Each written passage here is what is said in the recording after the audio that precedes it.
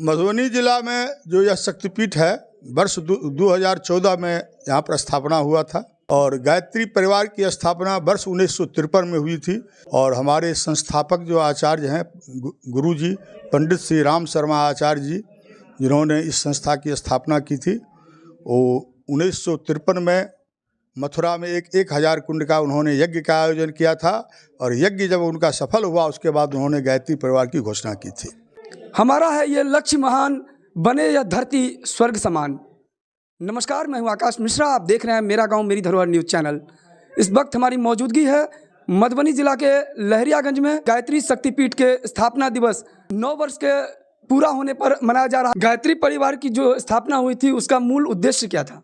मानव मात्र में देवत्व का विकास और धरती पर स्वर्ग का अवतरण।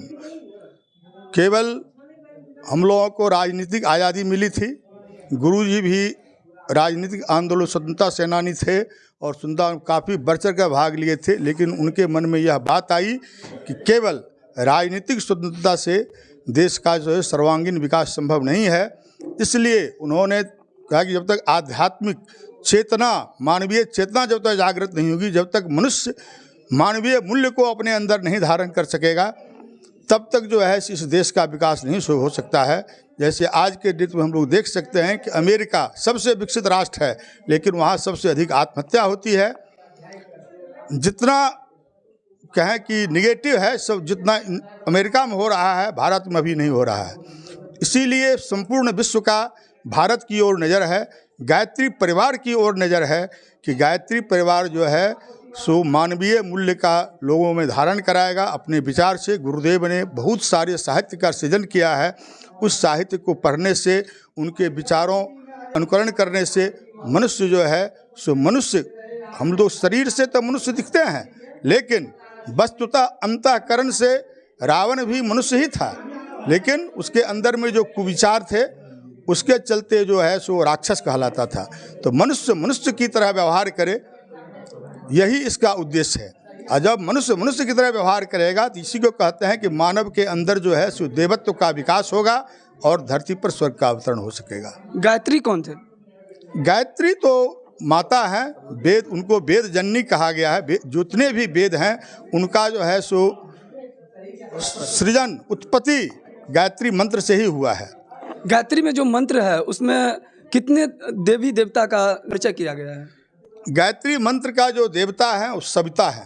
सविता का अर्थ होता है इस सृष्टि का जो सृजन करता है, जो पिता कह सकते हैं। सविता जो हमारे इस आकाश मंडल जो जिसमें हम लोग रह रहे हैं उसमें जो है आकाश गंगा में हमारा जो सूर्य है वो इसके देवता है। लेकिन उसका मतलब इस सूर्य से नहीं है, जिसके प्रकाश से, जिसकी चेतना से अनंत आकाश गंगा में जो अनंत कोटि सूर्य जो विद्यमान है वो प्रकाशित हो रहा है, वह जो सत्ता है वही है गायत्री का देवता, वही है माता गायत्री। तो महिलाएं हैं वो गायत्री मंत्र का जाप करें या ना करें, इस विषय में क्या कहना है?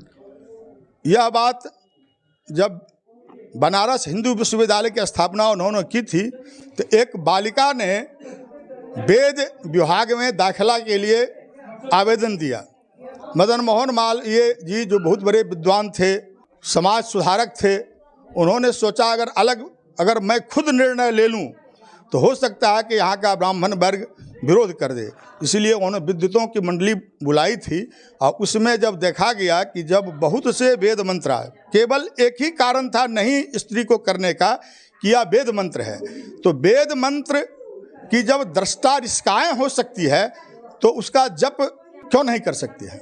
मदन मोहन मालवीय जी हमारे गुरु जी के उपनयन के वो गुरु भी हैं, तो उन्होंने इस बात को उसी समय में ये कह दिया था कि नहीं, सब लोगों ने विद्वत मंडली के द्वारा ये तय कर लिया था कि नारी को सर्वथा अधिकार है गायत्री मंत्र जपने का। गायत्री परिवार का जो संकल्प है और जो इनका दिव्य दृष्टा है, जिस चीज़ को लेकर युग पुरुष ने इसकी स्थापना की थी, इसकी सपना जो है वो कब साकार हो जाएगा? समय आने से उनकी जो घोषणा है कि अभी जो समय चल रहा है इसको कहा गया है संक्रमण काल है ये, और अब बहुत कम समय बचा है कि धीरे धीरे अभी हम लोग ऐसे दिखाई तो नहीं पड़ता है, लगता है कि क्या इस तरह से हम परिवर्तन कर पाएंगे, लेकिन एक समय आएगा बहुत जल्दी वो समय आने वाला है कि एकाएक जो प्रबुद्ध वर्ग अभी इससे कट रहा है, उनको मजबूर होकर के इस परिवार को ज्वाइन करना पड़ेगा और उनके जो भी उन्होंने बताया है उस मार्ग पर चलना होगा और वो उसमें अग्रणी हो जाएंगे, भूमिका निभाएंगे कि किस तरह से हम युग परिवर्तन में अपनी भागीदारी कर सकें। अभी मधुबनी में जो स्थापना दिवस मनाया गया है, किस तरीके से यहाँ पर पूजा हवन हुआ था? आज तो स्थापना दिवस के लिए तो हम लोगों ने 24,000 का रखा था अखंड जप आज मॉर्निंग से, उसके बाद हवन कार्यक्रम रखा गया था, उसमें हम लोग आए थे और सभी लोगों ने किया। हमको लगता है लगभग 30,000 के आसपास जप यज्ञ हुआ, उसके बाद हवन ही कार्यक्रम हुआ है। यहाँ व्यवस्थापक कौन है?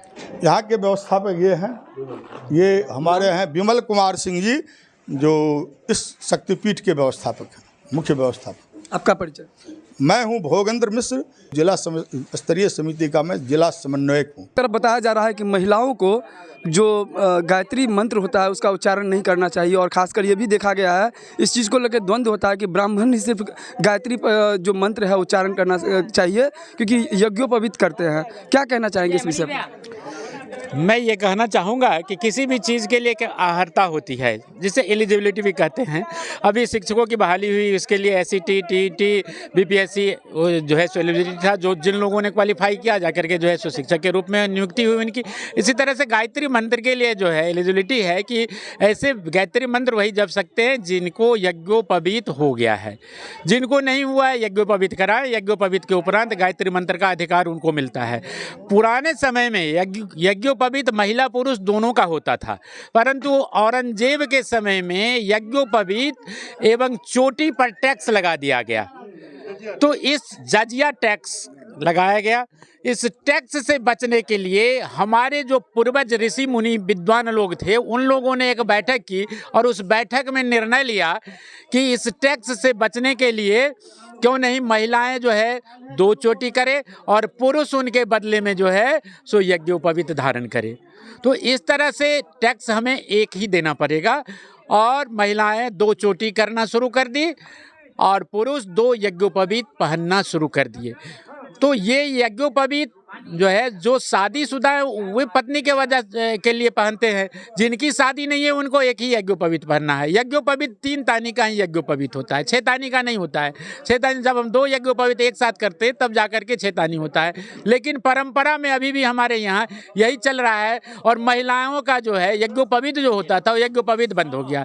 लेकिन आर्य समाज एवं गायत्री परिवार के द्वारा पुनः इसको जो है सुजीवित किया गया और महिलाओं का भी यज्ञोपवीत कराया जाता है और उन्हें भी गायत्री मंत्र के जपने का अधिकार दिया जाता है। गायत्री मंत्र को जो है सो कहा गया जितने भी मंत्र है गायत्री मंत्र से बच करके नहीं है। किसी भी मंत्र का जप करते हैं, चाहे आप दुर्गा जी का जप कर लें, चाहे काली का कर लें, चाहे हनुमान जी का कर लें, किसी भी मंत्र का यदि जप करते हैं तो आपकी जो मनोकामना होती है उन मनोकामना की पूर्ति के लिए आप करते हैं, आध्यात्मिक वृद्धि के लिए करते हैं। लेकिन गायत्री मंत्र एक ऐसा मंत्र है जिसका जप यदि आप करते हैं तो भौतिक और आध्यात्मिक दोनों तरह का लाभ आपको मिलता है। इसलिए जितने भी मंत्र हैं सबसे बढ़कर के गायत्री मंत्र है और गायत्री मंत्र का साइंस के द्वारा जो है प्रमाणित किया गया है कि कोई भी मंत्र यदि आप जपते हैं, आप जो बोलते हैं तो सबसे वेव निकलता है और सबसे ज्यादा वेव गायत्री मंत्र से निकलता है। 1,10,000 प्रति सेकंड के वेव निकलता है। तो इसलिए गायत्री मंत्र का जो है एक जो ऑरा तैयार होता है वो सबसे ज्यादा ऑरा तैयार होता है और ये ऑरा आपको सब तरह से आध्यात्मिक रूप से और भौतिक रूप से लाभ पहुंचाता है। यज्ञोपवीत कराने के बाद गुरुकुल में जो है सो बच्चे जाते थे। अब यज्ञोपवीत की लंबाई 96 अंगुली होती है। नहीं, 96 अंगुली इसलिए होती है कि यज्ञोपवीत करा करके जब बच्चे को आश्रम में भेजा जाता था, गुरु के आश्रम में, वैसी स्थिति में वहाँ 64 कलाएं और 32 विद्याओं का ज्ञान दिया जाता है। और तो ज्ञान लेने वाले व्यक्ति जो होते थे उनकी अंगुली की लंबाई से 96 अंगुली की 64 और 32 को यदि जोड़ा जाए तो 96 होता है। तो इसलिए 96 अंगुली इसकी लंबाई होती है। मेरा नाम प्रोफेसर विमल सिंह है और मैं गायत्री शक्तिपीठ लहरियागंज मधुबनी का मुख्य प्रबंध ट्रस्टी हूँ। हम लोग यहाँ पर मानव में देवत्व का उदय और धरती पर स्वर्ग के अवतरण के लिए और जो युवा पीढ़ी इस विपरीत परिस्थितियों में गलत रास्तों पर अपना लक्ष्य को खोजते हुए पाया जा रहा है, इस लक्ष्य विहीन युवाओं को अपने लक्ष्य पर लाने के लिए और अपने लक्ष्य पर पहुंचने के लिए अखिल विश्व गायत्री परिवार और प्रांतीय युवा प्रकोष्ठ अपना समन्वय स्थापित करने के उपरांत आज के इस कार्यक्रमों को मूर्त रूप देने का काम कर रही हैं।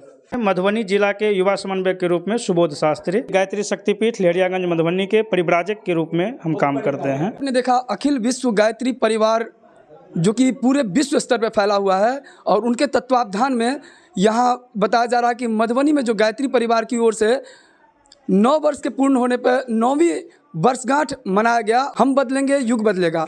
और कोई भी व्यक्ति बताया जा रहा है कि दूसरे को परिवर्तन नहीं कर सकता, लेकिन खुद को परिवर्तन कर सकता है। और यही सोच और यही दिव्य दृष्टा के साथ जो बताया जा रहा है कि जब इसकी स्थापना हुई थी, लगातार इस पर पहल किया जा रहा है। पता है कि देश की धड़कन गाँव में बसती है और निश्चित रूप से हर व्यक्ति यदि अपना चरित्र का निर्माण करे, व्यक्ति अपने आप को अगर बदल ले, तो निश्चित रूप से आज मधुबनी जिला में आए दिन यहाँ पर हिंसा की वारदात आपको देखने को मिल रही है। कहीं ना कहीं शिक्षा पद्धति और 2 चीज़ें होती है। यदि व्यक्ति खुद से जिस तरीके से गायत्री परिवार की ओर से पहल किया जा रहा है और वास्तव में हर व्यक्ति अपने आप को अगर बदलाव की दृष्टि से जाए, तो निश्चित तौर पर गाँव तो बदलेगा ही, गांव के साथ साथ शहर से, और बताया जा रहा है कि मिथिला बदलेगा और एक समय बिहार बदलेगा और देश बदलेगा। इस वीडियो को आप ज़्यादा से ज़्यादा शेयर करें और अगर इस चैनल पर नए हैं तो चैनल को सब्सक्राइब कीजिए। आप देख रहे हैं मेरा गांव मेरी धरोहर न्यूज़ आकाश मिश्रा के साथ। इस तरह का वीडियो लेके फिर हम मिलते हैं नए वीडियो में नए न्यूज़ के साथ। जय हिंद।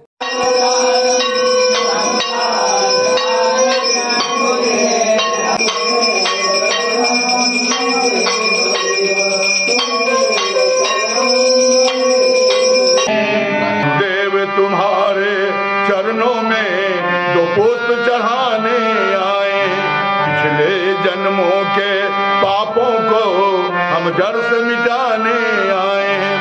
ओम भूर्भुवः स्वः तत्सवितुर्वरेण्यं भर्गो देवस्य धीमहि धियो